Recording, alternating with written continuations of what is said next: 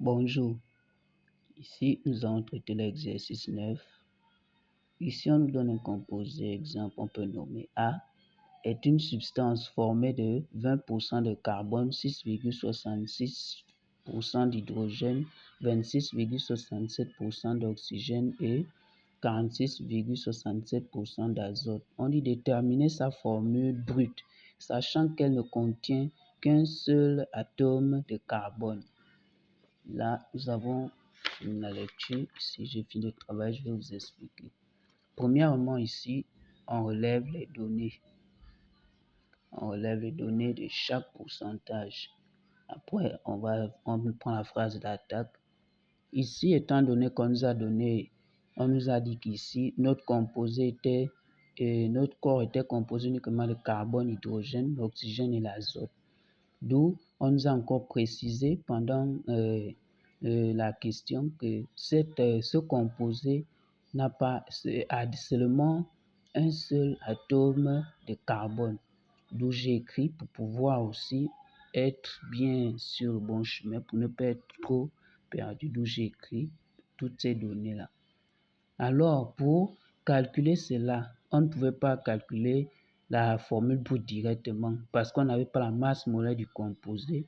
D'où, pour avoir la masse molaire du composé, on devait utiliser le rapport pourcentage du carbone, 12 sur le pourcentage du carbone égal à Y sur le pourcentage d'hydrogène égal à 16Z sur le pourcentage d'oxygène, 14T sur le pourcentage d'azote et est égal à la masse molaire sur 100. Comment obtenir la masse molaire? Comme on nous a donné seulement le nombre d'atomes de carbone, donc il fallait simplement faire le rapport du carbone et de la masse molaire ici à la fin. D'où nous sommes venus ici. Et nous voyons très bien que nous n'avons pas la masse molaire. C'est la masse molaire que nous cherchons. D'où on a remplacé juste les données 12 sur 100. 12 sur 20. Ici, 20, le pourcentage du carbone est égal à la masse molaire sur 100. On a fait le produit en croix. On a obtenu ici 120 égale à 20 m. D'où on divise 120 sur 20, on simplifie les zéros.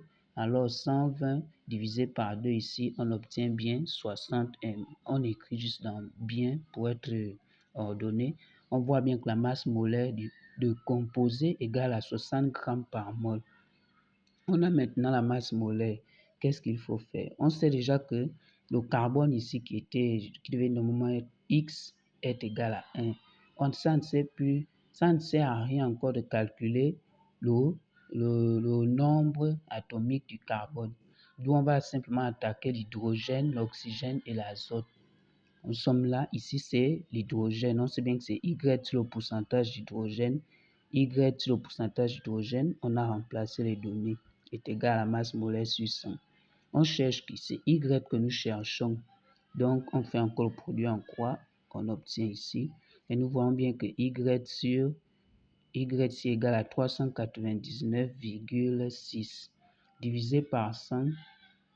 Nous voyons bien que ça nous donne ici 3,99, c'est le premier nombre.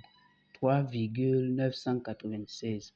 On va arrondir à 4 parce qu'ici, les nombres atomiques sont les entiers. D'où nous voyons bien que Y est sensiblement égal alors à 4. Et on a fini avec l'hydrogène ici qui était le nombre de Y. On passe à l'oxygène. Je suis allé un peu plus vite, j'ai net remplacé les données. Mais vous voyez bien, vous pouvez le refaire à la maison un peu plus ordonné avec encore les formules un peu plus longues tirées. Mais je suis allé un peu plus vite.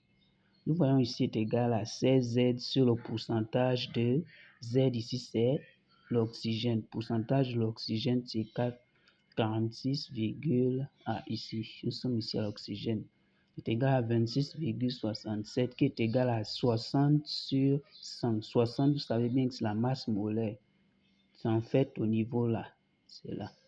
Maintenant, nous sommes sur l'oxygène. Nous sommes ici sur l'oxygène, sur l'azote.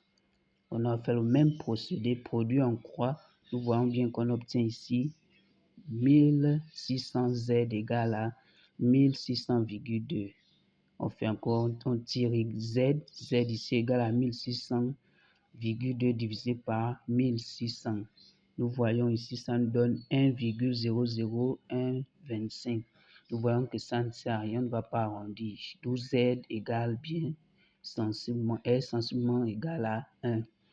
On attaque maintenant l'azote. Vous voyez, je dirais de remplacer 14T sur 46,67 égale à la masse molaire sur 100 qui nous donne la même chose. Produit en croix, on tire T qui est ici 2800,2 divisé par 1400.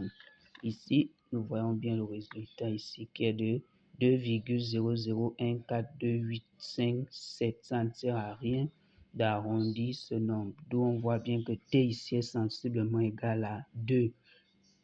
Vous comptez bien d'où les 14, les 16, ici c'est 1, sortent. En fait, ici, nous savons bien que l'oxygène, ici là, est de 16. L'hydrogène, ici 1, l'azote 14. Donc vous voyez ce qu'on a fait. Et nous voyons bien que la formule brute de ce composé est bien CH4ON2. Merci et à bientôt.